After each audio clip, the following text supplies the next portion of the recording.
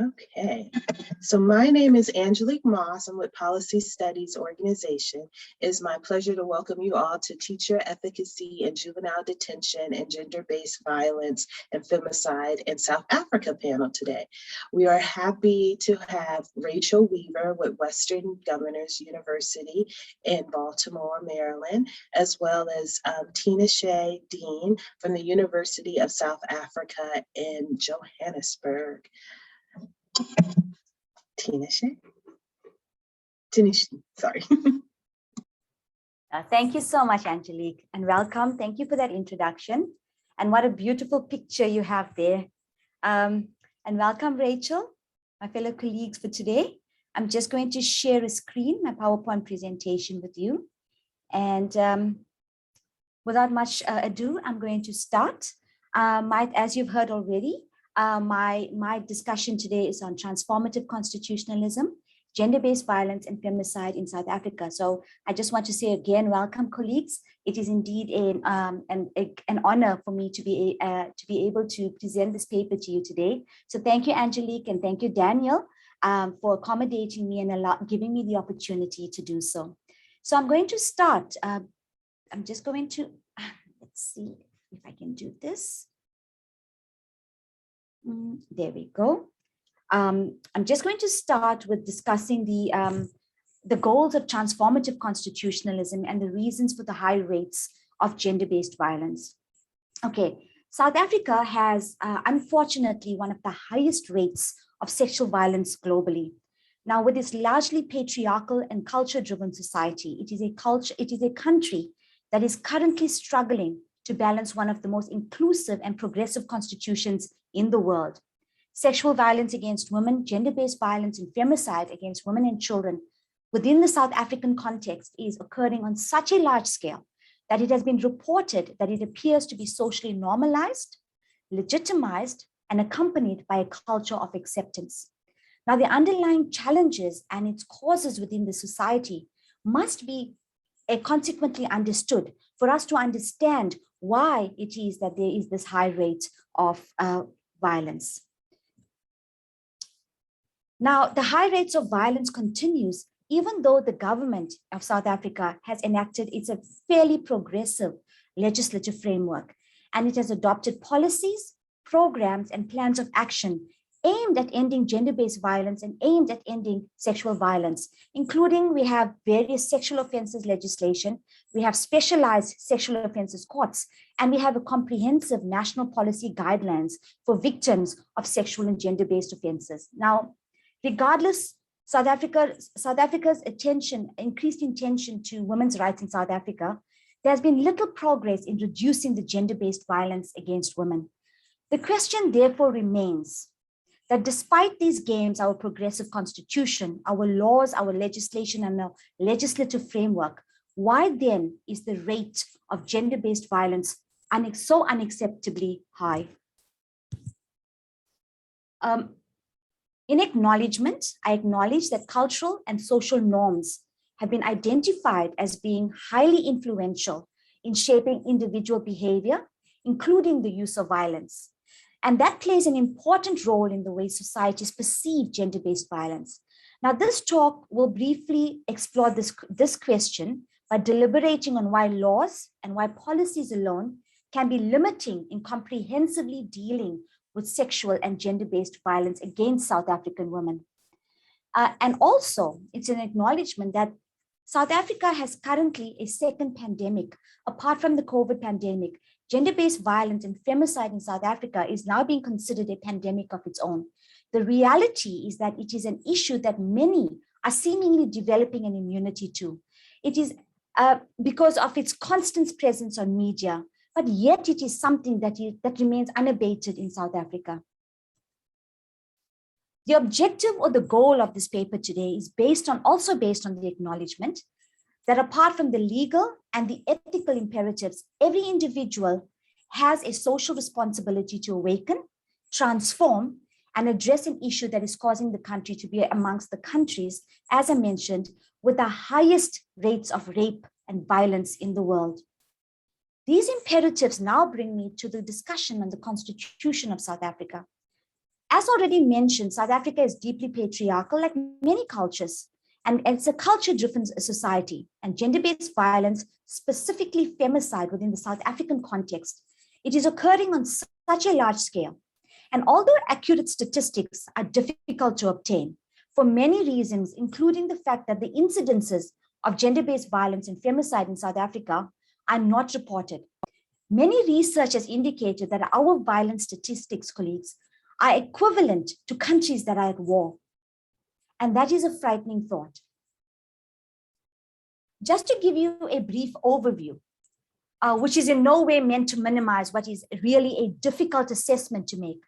In our country, every 3 to 4 hours, a woman is murdered. At least half of these murders are by an intimate partner. I'm going to go on a little later to give you a definition of what these terms actually mean. But I just want us to hear about the statistics that's currently affecting the South African woman. And as I said, at least half of these murders are by intimate partners. South Africa's femicide rate is 5 times higher than the global rate. Every year, South Africa sees around 3,000 women murdered and 50,000 sexual offenses against women. 2,970 women alone were murdered in 2017 and the 2018 year, the year that we could comprehensively get that kind of data. Femicide, sexual assault, and harassment have obviously become normalized in South African society. The statistics are worrying. 1 in 5 women will or have already been killed by an intimate partner in South Africa. 1 in 5 women have experienced violence at the hands of a partner.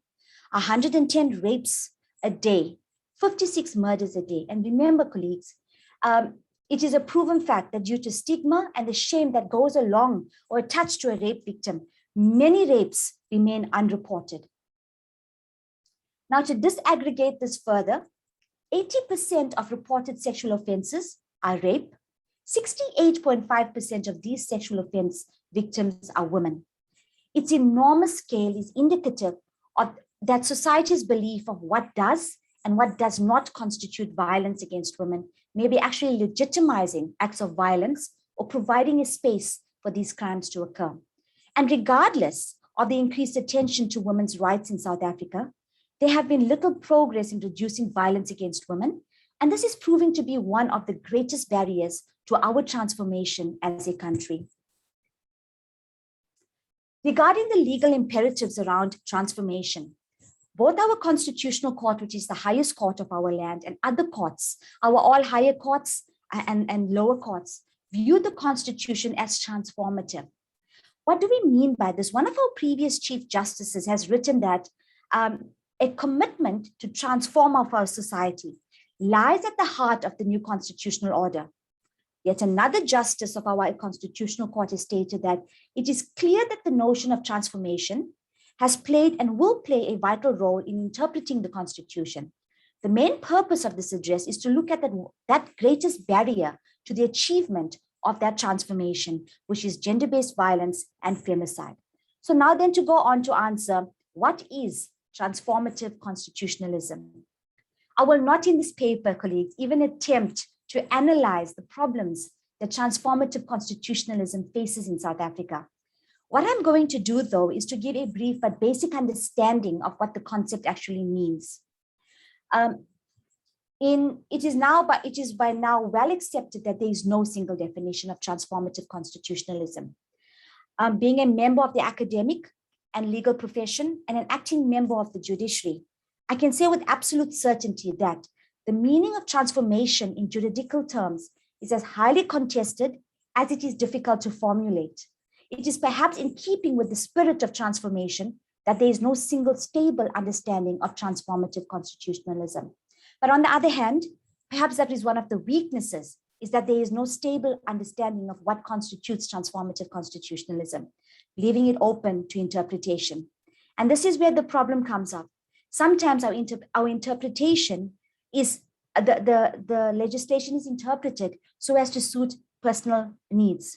So when one is involved in the interpretation, we must not be so removed from reality as to interpret it for our own gain, be it financial, political, or even cultural. Now, having had regard to various scholarly texts and judgments, colleagues, at the end of this presentation, I do have a list of references that's embedded in this document, and I hope that we're going to be able to open it. So, having had regard to various scholarly texts and judgments, there seems to be a common understanding that the postamble to our interim constitution, that was the constitution that we had before the final draft of the South African Constitution, it provides a basis for some kind of a common understanding of what this means. And what this actually means is for South Africa is that transformative constitutionalism is seen as it's a historic bridge between the past of a deeply divided society characterized by strife, conflict, untold suffering and injustice, and a future that is founded on the recognition of human rights, democracy, and peaceful coexistence, and development opportunities for all South Africans, irrespective of color, race, class, or sex.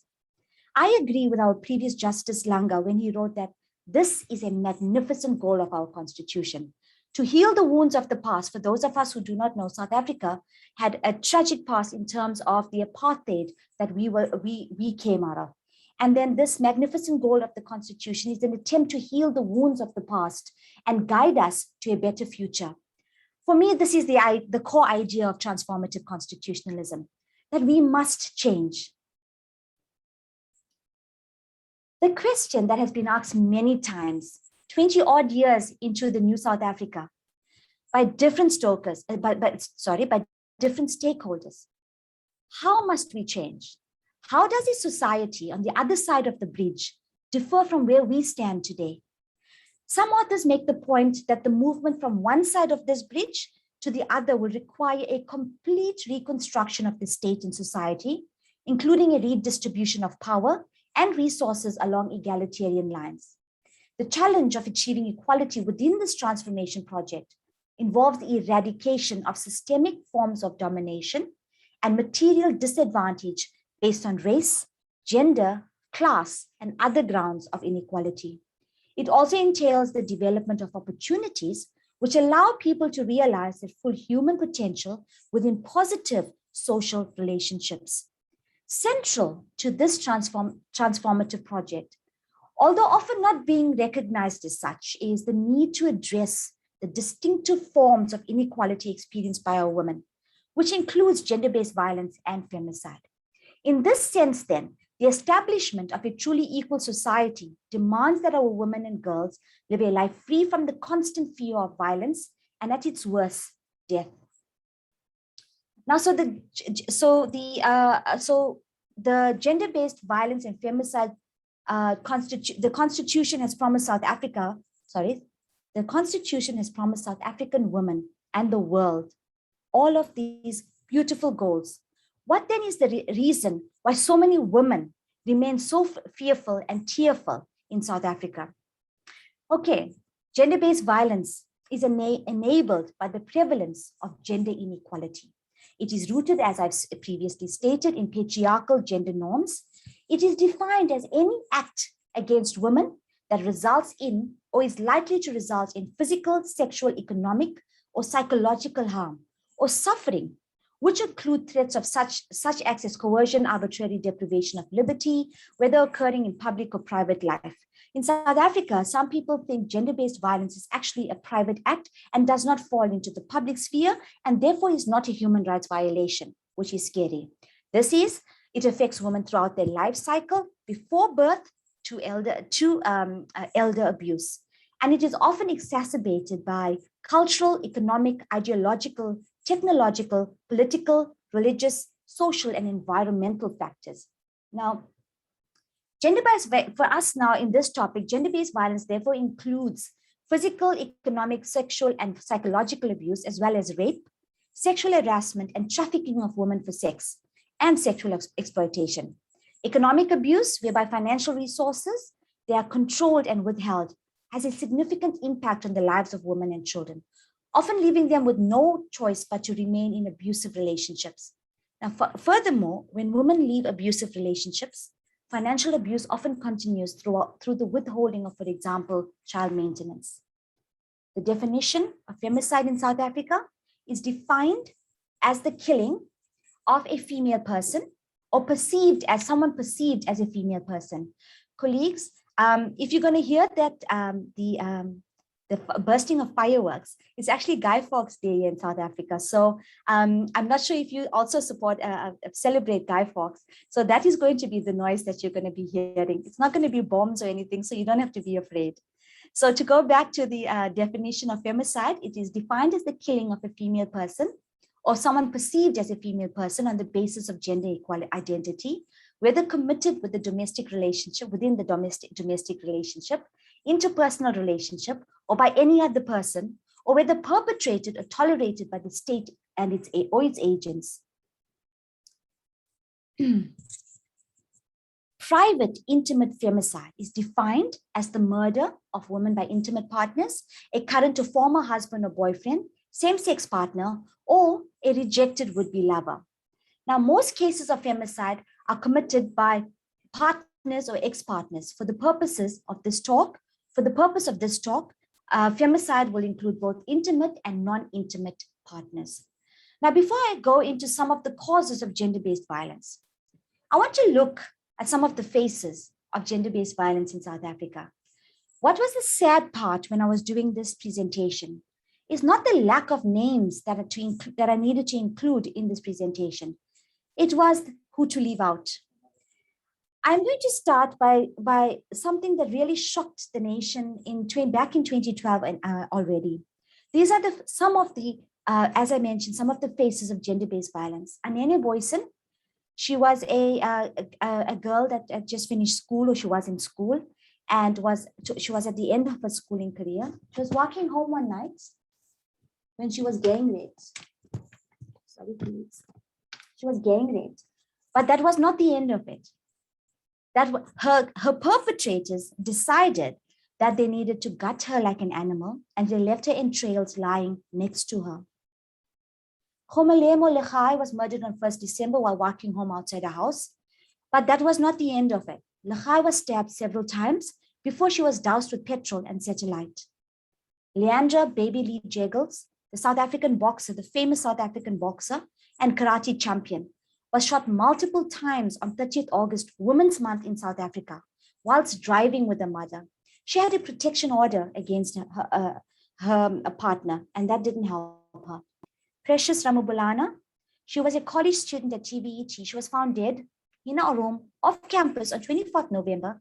She had apparently been stabbed not 1 time, not 2 times, not 10 times, not 15 times, 52 times. It is also suspected that she was raped before she was killed. Colleagues, one of the most high-profile cases is the student, the University of Cape Town student, Yunene Mrtyana. She went to a post office one day, dressed up so beautifully, and when she was there, a man set eyes on her, and he decided that he needed to have her, irrespective of whether she wanted him or not. She was murdered, and she was dumped like yesterday's trash. Megan Creamer, she was 30 years old. Show Jumper's body was found in a sand mine in Philippi in August, Women's Month in South Africa. Her hands were bound. She had a restraint around her neck. Jessie Hess, the University of Western Cape theology student, was found murdered in her flat by an intimate partner on 30th August, Women's Month. And our most recent one that has shocked the nation is Nosiselo Ntebeni. She was a student at the University of Fort Hare. She was chopped up like a piece of meat, body pieces placed in bags, thrown away like yesterday's trash, all during Women's Month. These women, like many other victims, they were just going about their ordinary day, going to the gym, going to the post office. They were driving, they were studying, doing ordinary, relatable things. We all do. And their lives were brutally shortened just because they were female.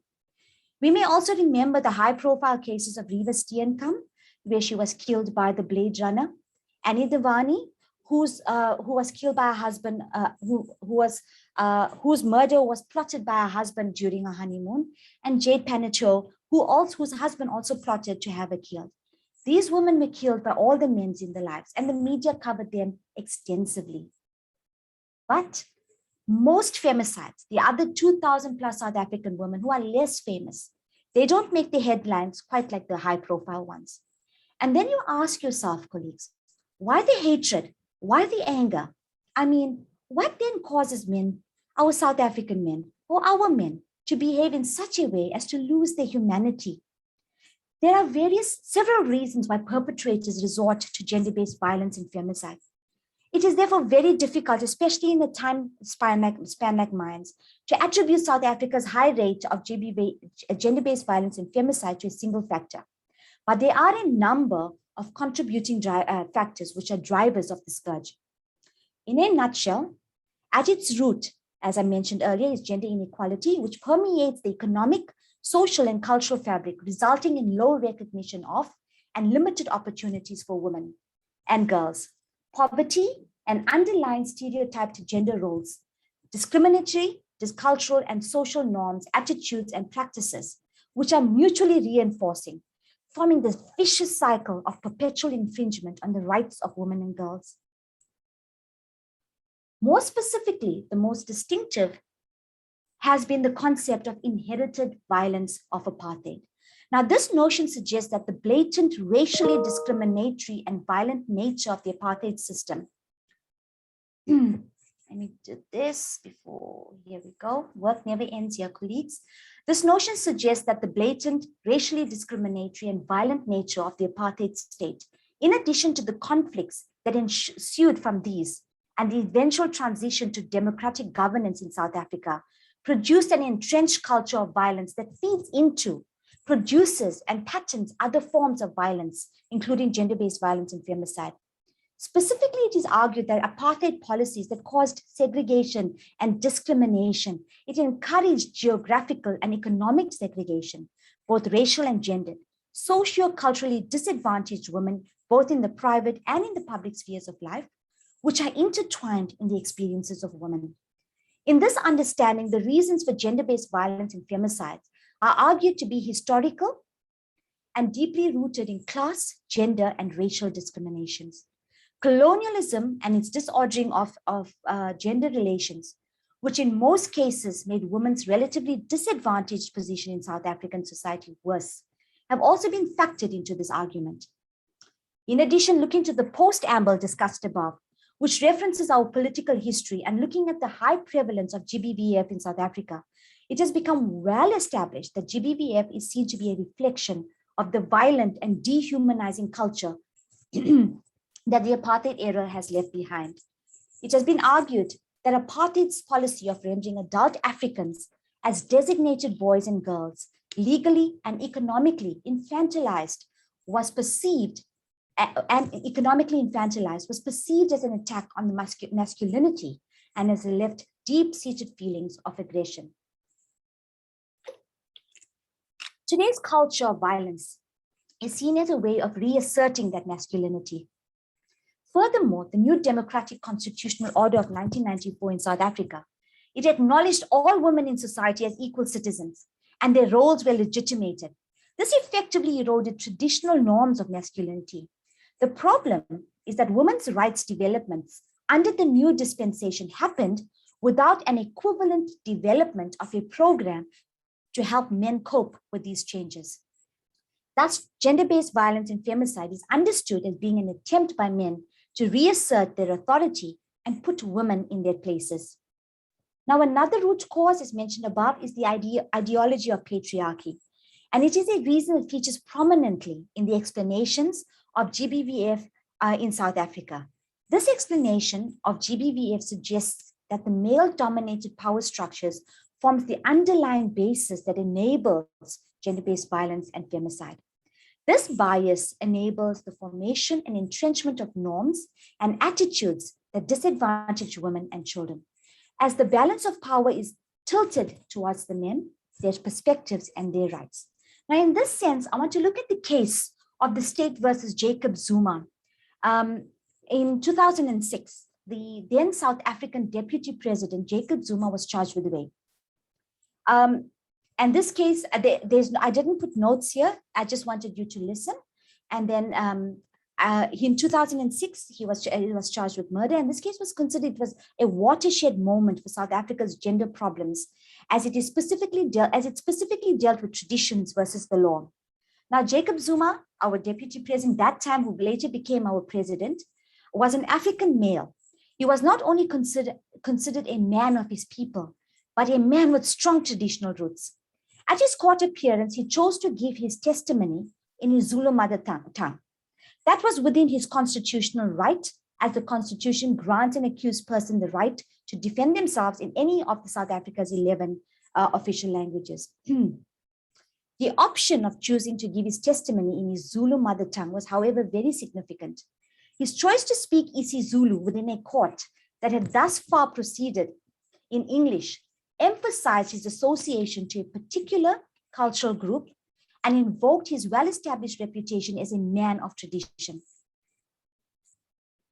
Furthermore, in the context of a nation with a deeply racist history, Zuma's linguistic medium was part of a message that this trial was also about the politics of culture.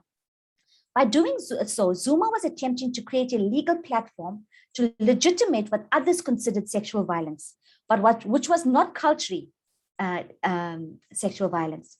The importance of this case lies in the view that was reiterated by the judge, who stated the trial is more about sexual politics and gender relations than it is about rape. Moreover, the media overwhelmingly focused their attention on the accused over the experience of the accuser. The political question of women's status was continuously cast as a private matter, and the debate about relationships between men and women came to be focused on the issues of propriety, behavior, etiquette. Rather, I'm sorry, colleagues. I just lost my slide for a second. Rather than on questions about rights and on power. Importantly, this privatization of gender was effected through the politics of culture. But even though Zuma was acquitted of rape, the trial was important for various reasons. It was one of several important legal events that affected the course of his leadership and which continued to shape and reflect the broader politics in South Africa. This is relating specifically to some comments made during his testimony. In the course of giving his explanation of why sexual intercourse had taken place without a condom and without consent, despite the risk of HIV transmission, Zuma told the court that the complainant was in a state of arousal. He asserted that this placed him under an obligation by stating that, and I said to myself, I know as we grow up in the Zulu culture, you don't leave a woman in that situation, because if you do, then she will even have you arrested and say you are a rapist. He claimed that he was acting as a Zulu man, and what it meant to act as a Zulu man in such a context was to act with an awareness that he was confronting a potential danger. This danger was interpreted according to his Zulu customs, and this spoke to the nature of women. Within the forum of a court of law, culture offered to Zuma a legitimate medium in which to express the normativity of gender inequality and patriarchal morality. The invocation of Zulu culture in this context is highly controversial, and it has invited numerous debates about what can and cannot be claimed as a cultural norm. The problem is that however much academic the debate has become, this case has caused a lot of damage to the provisions of our Constitution relating to women, because it has reinforced the notion that by invoking culture, the then deputy and later president of South Africa himself has suggested that the proper place in which gender power be negotiated was in the private customary sphere, rather than in the public sphere of civic rights. And it further enhances confidence in a broad patriarchal morality. Needless to say, the view articulated in this case is in direct conflict with those expressed in our Transformative Constitution of South Africa, where the Constitution makes it clear that gender equality trumps culture and tradition. So to go back, apart from patriarchal traditions, other social norms and perceptions harming the achievement of equality and the constitutional imperatives relates to perceptions around sexual violence. Regarding rape, South Africa is reflected as perpetuating a rape culture because of its patriarchal society, where women are not forthcoming to sexual advances or a sense of entitlement, like in the Unene student UCT case. it is considered a norm. Rape is often perpetuated as an act of punishment to demonstrate power over women and girls and to manufacture control. Rape is therefore a mechanism of social control and reflects men's sense of entitlement that stems from the forced sex norm in societies. Now, colleagues, I didn't specifically speak of forced sex here, or forced sex, but it is a form of rape where a man will rape a woman because of peer pressure, etc. So that is a form of rape, and that is what forced sex relates to. I've omitted it from this presentation because of time constraints. So to go back, rape is seen as a mechanism of social control and reflects men's sense of entitlement that stems from the forced sex norm in societies. And just like multiple perpetrator rape or gang rape, it is associated with masculine aggression. I will be speaking very briefly on gang rapes. This is a very a very convoluted and difficult subject. In South Africa, gang rapes can take the form of streamlining or something called isitimela, which is a type of rape that is often perpetrated against the girlfriend of one of the men by a group of friends, or jackrolling, which is a form of gang rape, and it is a South African term for leisure gang rape. Now, this gang rape is distinctive because it is a situation in which no brutality actually occurs, no threat even, would even be necessary to subdue the victim. A peculiar characteristic of jackroll is that it is not a crime, it is a game. These views demonstrate that GBV has become normalized in society. And in order to transform, we need to transform our way of thinking and our behavior towards what is and what is not acceptable. It is acknowledged that understanding the complexities of what motivates such behavior is difficult, as each offender has their own psychological makeup and therefore has different motives for committing the offenses. Now, in South Africa, like in many cultures, another peculiar type of rape that is common is corrective rape. Now, corrective rape is performed to cure lesbians of their homosexuality. Here, the case of Judy Simelane comes to mind. She was a member of South Africa's national soccer team. She was an activist and one of the first out lesbian in the Kwatima region in South Africa. She was found in Johannesburg, naked and face down near a drainage ditch, having been gang raped, brutally beaten, and stabbed 25 times. Now, this particular brand of targeted violence was not novel, and it had been documented for years prior to Simelane's rape and murder. However, her celebrity status, the degree of the savagery that she was subjected to, and the motivation behind the attack that she was lesbian, led to the coinage of the term corrective rape. Now, due to strong cultural, religious, social, and cultural norms, corrective rape is understood as a response to protect the status quo of women who are forced to conform to gender stereotypes or suffer the consequences. Such a form of violence is considered acceptable because it is believed that this would then force these women to submit, become heterosexual, and assume their proper role in society. Another explanation offered is linked to the social problems of contemporary South Africa. Now, these problems, which include endemic unemployment, high literacy rates, widespread alcohol and drug abuse, as well as general socioeconomic insecurity, have been shown to either exacerbate or act as triggers of gender-based violence in South Africa, and are closely associated with assertions or reassertions of masculinity. Also cited are the persistent stereotypical portrayal of women in the media. So despite our renowned constitution, which emphasizes equality and equal rights, we remain a very patriarchal society.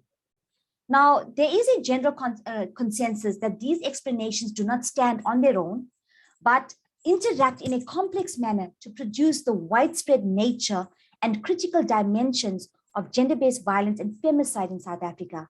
But colleagues, due to time constraints and the focus of this paper, that will not be discussed here today.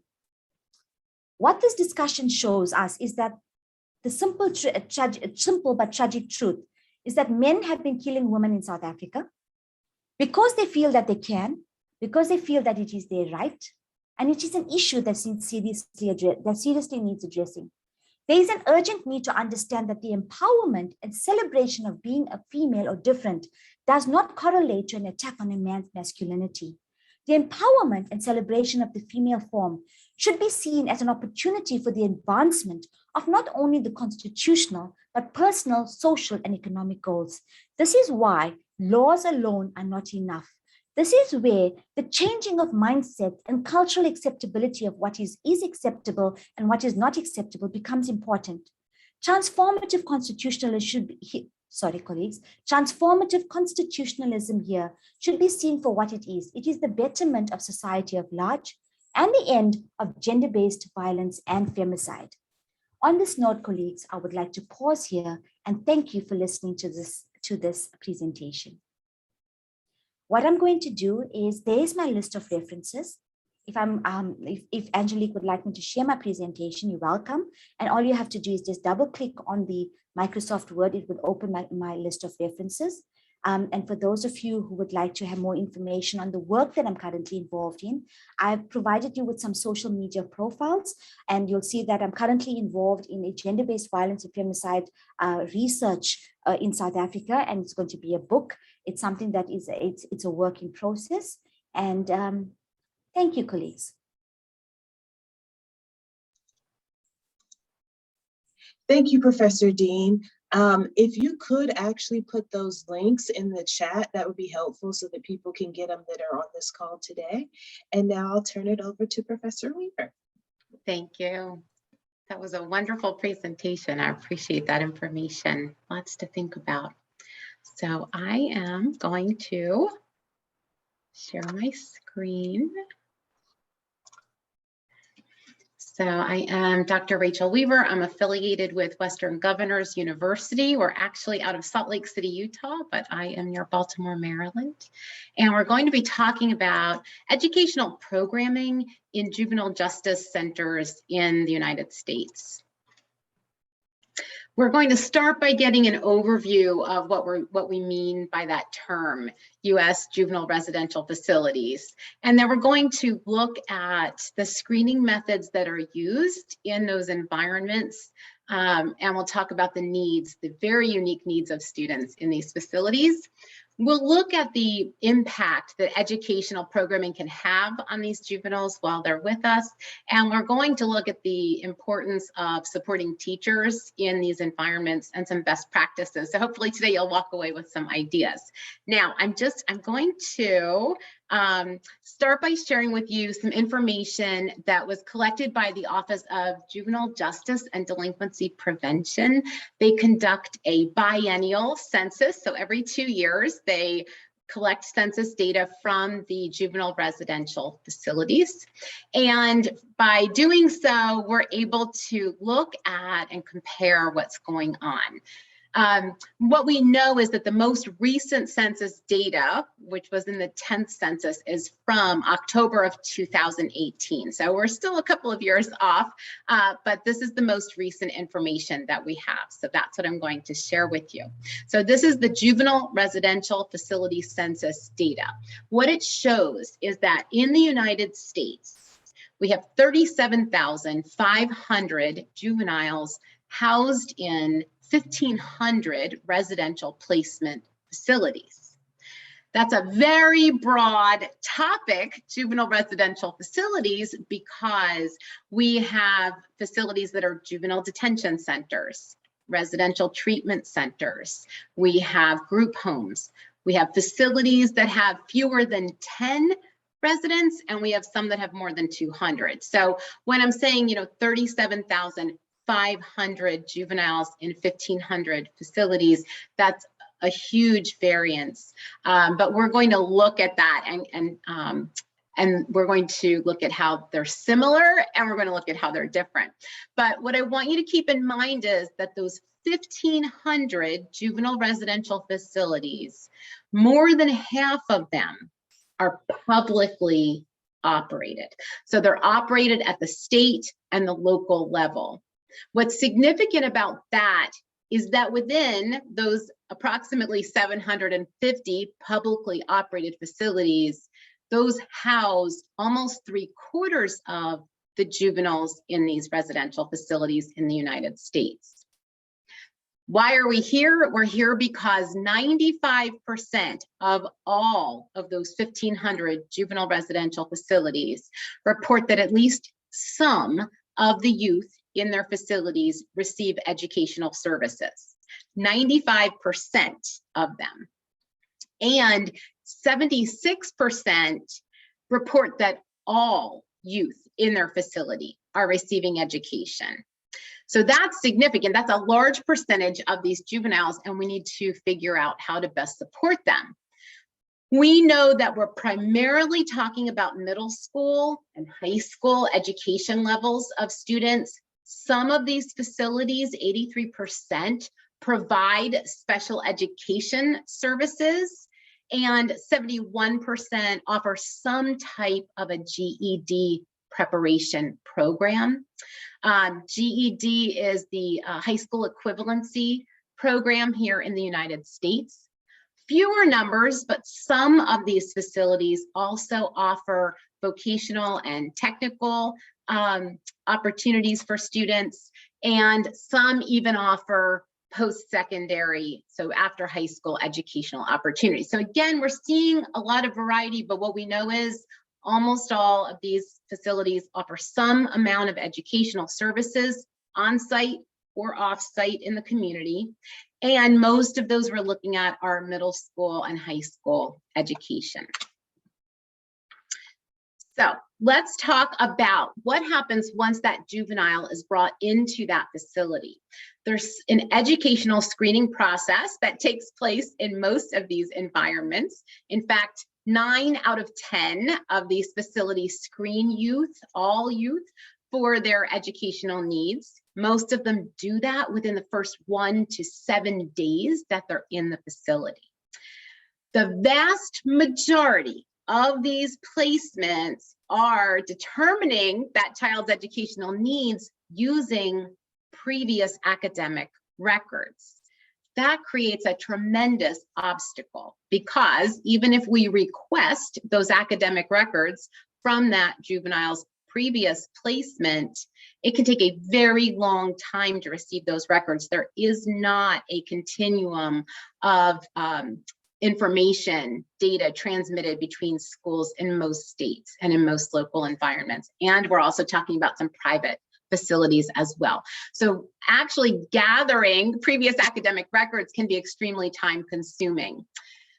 60% of these facilities administer some type of a written test and then conduct an education related interview or conference with that student and an education specialist or a counselor to determine that student's grade level, educational needs, special education needs. And that is critical because we rarely have access to their academic records on the very first day they're with us in the classroom. And that is critical, that we use every single moment to educate these students. Many of these environments, these facilities, these classrooms are dealing with mixed age, mixed ability classes. So if it's an on-site program in a juvenile detention center, we may be looking at a classroom with students who are 10 to 21 years old, mixed ability levels. And so that presents a unique challenge, which is why we very early on need to identify what their educational needs are and how we can best support them. Now, the good news, the positive in all of this is that 88% of the juvenile residential facilities did indicate that they communicate the information they have gathered to the next placement when that juvenile is released from their facility. So that's a positive for us. But the challenge really in the United States for juveniles in residential facilities is that continuity of educational services. A lapse of even a day or a week can be significant for them. Let's talk now about, so we've screened them. We understand what the residential facilities look like. We've now screened our students, and now they're in the classroom. This is a unique student population often, and teaching youth in these environments presents a variety of challenges. In fact, there was a study conducted, a comparative analysis study of teachers, the obstacles and challenges teachers faced in traditional classrooms in the community, and the obstacles and challenges teachers faced when they were teaching in a juvenile justice education program. What it found was there absolutely were similarities: low student motivation, student mental health issues, behavior management problems. So there was certainly some overlap. And I'm not here to imply in any way that teaching in one environment or another is more challenging, but what this particular study found was that while those were areas of overlap between teachers in community schools and teachers in juvenile justice education programs, those obstacles were far more pronounced for teachers in juvenile justice education programs, who also faced a significant number of additional obstacles, such as dealing with contraband, heterogeneous classes, security concerns, and short stay populations. We're talking often at the local level about students who are staying in that facility for 60 days or less. And so we know that these teachers in these environments are dealing with some very unique challenges. And some of that lies with the student population that they're teaching. So let's take a look at what we're dealing with when we're in these classrooms. At least 1 in 3 youth in these facilities is identified as needing or already receiving special education services. That rate is 4 times higher than the rate for students in traditional schools in the community. So we're already talking about 4 times higher the rate of special education needs for our students. More than half of the students in these facilities have reading and math skills significantly below grade level, and a large portion of them are identified as functionally illiterate. So what do we mean when we say functionally illiterate? We're talking about basic reading and math skills. We're talking about how to fill out a job application, how to balance your bank account to make sure you can pay your bills.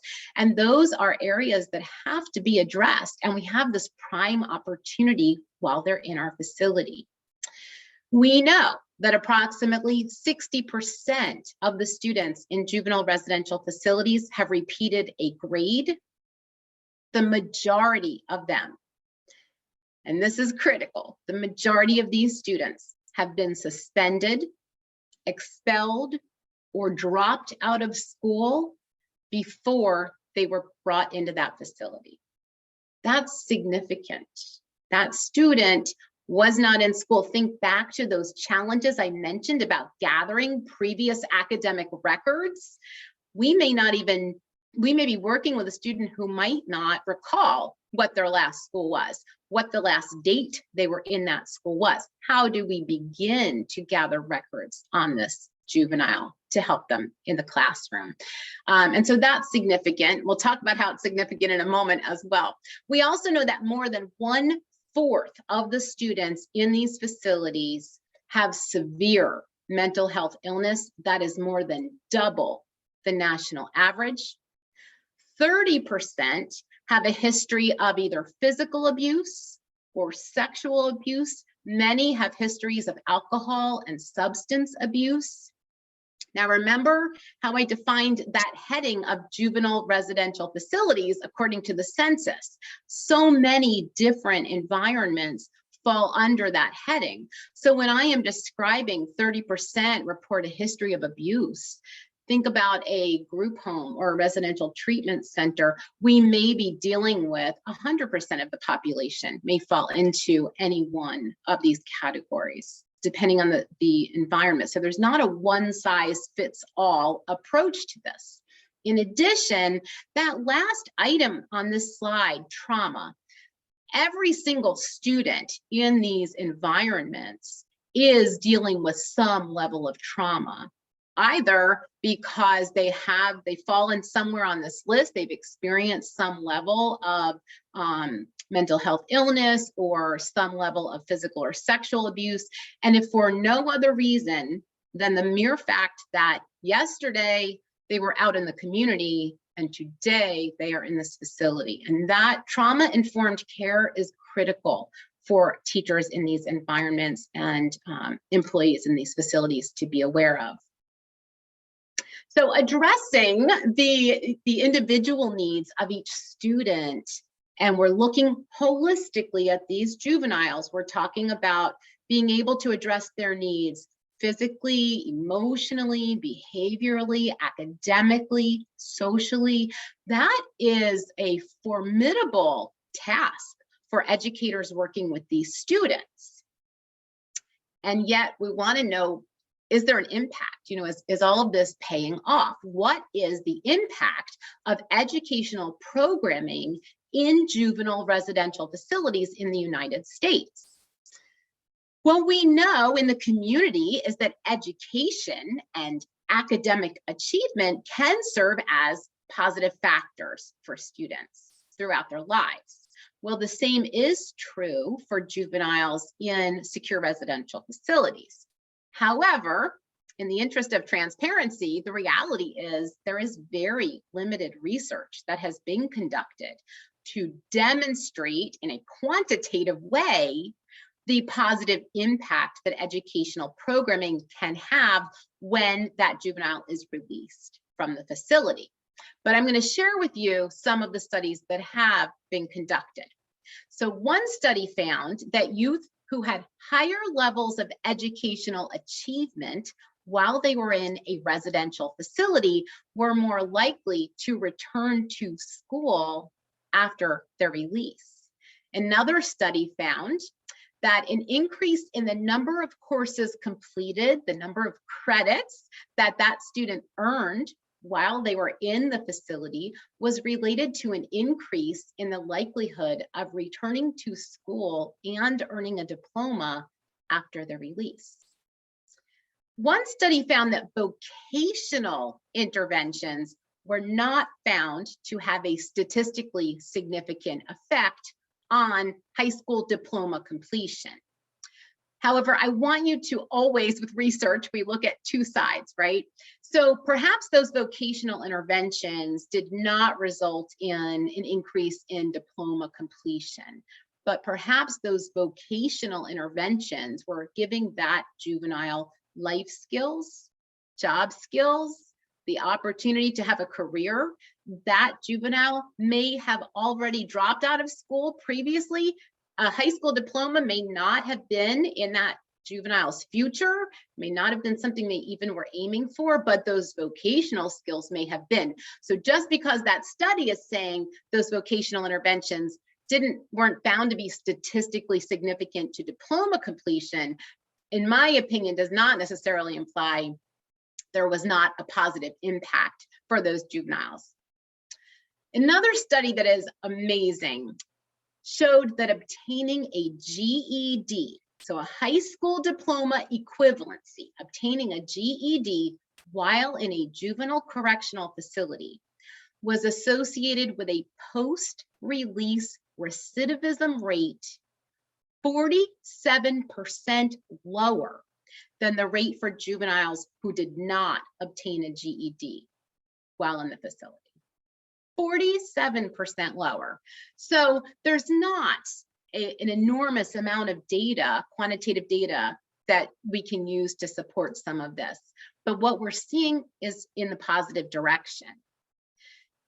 However, we also need to keep in mind that some studies are calling into question the quality of the educational programming in these facilities, indicating that perhaps these educational programs do not meet the same standards as education in the community. So let's take a look at some of those studies. One study of educational policies within state-run detention facilities found that the staff do not receive adequate training on how to address the developmental needs of the residents. that's critical. We're talking about juveniles of many different ages, many different needs. So that one's critical for us to keep in our minds. There was a national study sent to all state juvenile correctional agencies, and it found that only 8 states in the United States, only 8, provided educational and vocational services of equal quality to the services youth received in the community. Again, that's significant. However, always looking at 2 sides of this, we are not necessarily comparing 2 identical situations. Think back to the slide about those unique student needs. Think about the study that was done looking at a comparative analysis of the challenges teachers are facing in traditional community schools and those being faced by teachers in juvenile education settings, juvenile justice education settings. So it may not, we certainly need to look at the standards, but we also need to be looking at it within the different facilities and holding everyone accountable, but really looking again at the big picture. How easy is it to get those academic records? What can we do? And that's really why we're here. So how do we ensure that these students have the education they need and deserve and are legally entitled to? Some of these things are out of our control, of course, but there's one place we can start that we can make sure the teachers who are working with these juveniles have what they need to ensure student success in the classroom. Because in all of these environments, for many of these students, that teacher is the constant. And so let's talk about a term called teacher efficacy. When we say self-efficacy, we're not necessarily, it's not equivalent to self-confidence. You may think of it that way, but I want you to think of it in terms of teacher efficacy, self-efficacy. Think of it this way. If you were presented with some hypothetical future situation or scenario, what is your belief that you have the ability to accomplish that task, be successful in that situation? That's what self-efficacy is. And so when we're talking about teacher self-efficacy, teacher efficacy, we're talking about a teacher's belief in their ability to bring about a desired outcome in a situation, maybe in terms of handling student misbehaviors, guiding students to academic achievement, accomplishing a job-related task. What we know, research shows us time and time and time again that teachers with low teacher efficacy are more likely to feel stressed and be less tolerant of student misbehaviors. The end result of that is more classroom disturbances. When there's more classroom disturbances, that teacher will feel more stressed, will be less tolerant of those disturbances, and we see the cycle emerge. But the great news is we know that teachers with high teacher efficacy, teachers who are more efficacious, are more likely to set higher classroom standards for student behavior. They're more likely to use class time effectively. And all of that can result in fewer classroom disturbances. And when there are fewer classroom disturbances, class time is used more effectively. That teacher's sense of efficacy increases even more. They become more confident in their belief that they can handle this situation. And so we see again the cycle emerge, but this time in a beautiful way, productive for that teacher, productive for those students. That's what we want to be looking at. How can we create that? So in my study, which was conducted of a juvenile detention center that was locally run, these were the barriers that were identified during my study. So barriers to high teacher efficacy. What was causing low teacher efficacy in this juvenile detention center? So the participants in my study noted student misbehavior was an issue, classroom distractions, and those were everything from students being removed from the classroom to meet with their attorney, to meet with their probation officer, have a dentist visit, a doctor's appointment, drug testing, going to court, video court, lots of different distractions were taking place. And what the participants in my study noted was it wasn't just when that student was removed from the classroom to go take care of that situation that it was the distraction. It was a distraction among all of the other students left behind who were all more curious about what was going on with that individual than what was going on in the classroom. But it was also a distraction when that student would return to the classroom. Not only had they missed class time, but they often came back with a different level of stress and anxiety. It was difficult to refocus them. And of course, everyone else in the classroom wanted to know what had just taken place for that individual. And so again, precious moments of class time are lost with those classroom distractions. Another indicator for teachers that was an obstacle to teacher efficacy was mixed age and mixed ability classrooms, dealing with classrooms where you were teaching students, perhaps in math class, from middle school through high school, sometimes even who had graduated, and often, as we discussed earlier, who had dropped out quite a while ago, who hadn't been in a classroom in a long time. The participants in my study noted limited assessment options. There was very limited access to grade level, age level appropriate assessments, and very limited time because of the high turnover rate. The average stay in this environment was about 2 weeks. So you were talking about a very high turnover rate with students. We needed to be able to assess a grade each day. How do we do that? So the participants in the study said that was an issue, that every day there had to be some type of an assessment.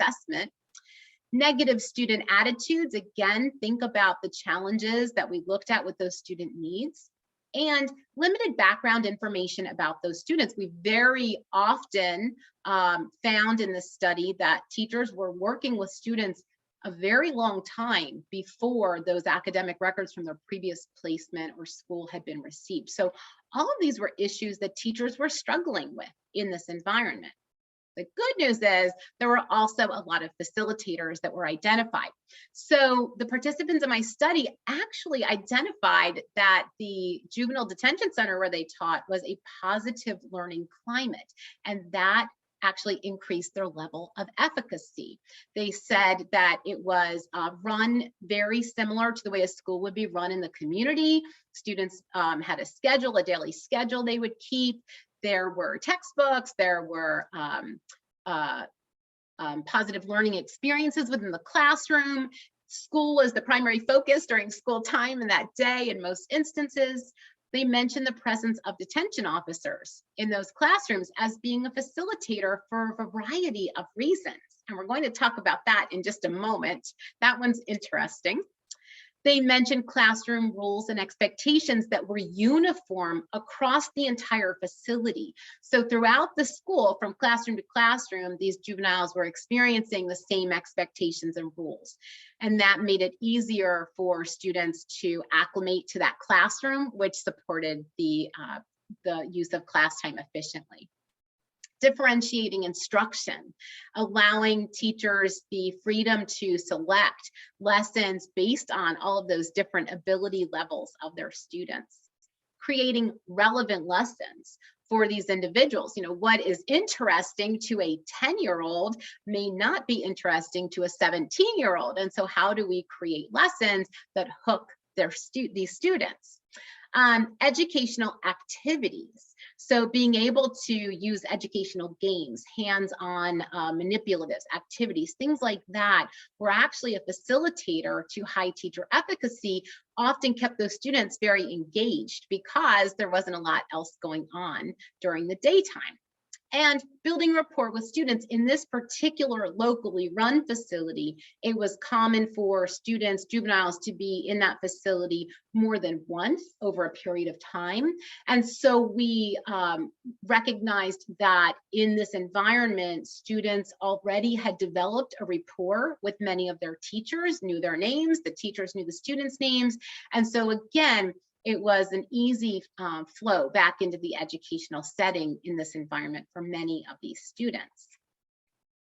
There were some interesting findings to my study that I did not anticipate. For example, those mixed age, mixed ability level, those heterogeneous student groupings in the classroom were identified as a barrier to teacher efficacy. That's a tremendous challenge. And what was interesting, though, to note was that it also served as a facilitator to high teacher efficacy in a slightly different way, because within the guidelines and standards set out at the federal and state levels, these teachers said that they had a little more freedom to select engaging lessons, relevant lessons. They knew their students and their interests. They were able to use creative instructional strategies, take instructional risks in a slightly more fluid curriculum than teachers in more traditional school settings who are teaching only one grade level, one ability level at a time. And so in fact, that mixed ability level, heterogeneous classroom environment actually serves as both a barrier and a facilitator to teacher efficacy indirectly. Also, the presence of officers in the classroom and in the environment where I was conducting this research, it was that there would be one detention officer for every six or fewer students in the classroom. So there was always one detention officer in that classroom for every 6 students. And what my study found was that the presence of those officers in the classroom served in 2 very different ways. In some ways, sometimes it served as a barrier. Sometimes they would engage in conversation that was off topic. Sometimes they would serve as a distraction if they were engaging in their own conversation in the back of the classroom. However, as you saw in the previous slide, it also served as a facilitator to high teacher efficacy. What the teachers in this environment noted was that the presence of officers in the classroom, many times the officers would participate positively and constructively during those classroom discussions. They would share their own experiences with how education impacted their lives. They would be there if there were a behavior issue that teacher was unable to address. They would be there if that teacher was working one-on-one with a student. They could be there to just redirect, refocus a student on the other side of the classroom, just skip ahead and go to the next question. That teacher will be right with you. And so again, we see this paradox where, yes, it can create some of those classroom disturbances that we talked about with the barriers. It can also be a facilitator. Also, in this detention center, there were rules that were set forth across the entire facility, obviously for safety reasons. What the teachers noted was that in certain instances, those policies facility-wide created obstacles, barriers to classroom teaching and learning for the students and the teachers, because it limited sometimes the instructional aids and resources that could be used. It limited the access to technology in the classroom, which is vital these days for so many. So again, we're seeing that as a barrier, and yet it was some of those same detention center policies that actually served as a facilitator of high teacher efficacy, because those policies were designed to create a safe environment for the teachers and the students and others in that facility. So how can we remove some of those barriers? What are some best practices that we can implement? Again, I would like to stress, this is going to vary facility by facility, by student population, educational programming. Is it on-site, off-site? Are we dealing with a part-time teacher, one teacher, a faculty? But I'm going to give you what my study identified as best practices. So to begin with, remember what teacher efficacy is, right? We're talking about that future hypothetical. And so I recommend using scenario-based interview questions. What might, how might you handle this situation, and pose actual situations that have happened. Again, think very carefully about candidate selection for teachers, not just being prepared for behavioral issues, but special education needs. Strong classroom management skills, adaptability with very limited access to teaching resources, technology, a willingness to uphold strict safety protocols, flexibility when there are frequent distractions, ability to adjust to a frequently changing student population, and then also provide some level of orientation, not just to the educational program, but also to the facility as a whole, and some amount of mentoring and collaboration, help that teacher to assimilate and acculturate, which we could certainly talk about for another hour. And if there is a space in your facility for a common area, I would recommend that you designate it in some way, even just in a corner, as a faculty area. Provide relevant training. This is a very unique situation for teachers, and a lot of professional development that is prepackaged is not relevant. And then offer some level of ongoing support to these teachers in the process of working with these juveniles. So I will Professor Weaver. Oh, yes. Great. Sorry, I was just going to mention that, yes, we are a little over time, actually. Yes, I'm so sorry about that. I will, I'm going to post this in the chat, and I'll post also my contact information. Thank you so much. Thank you. And thank you as well to Professor Deane for your presentations today. Everyone have a great day. Thank you.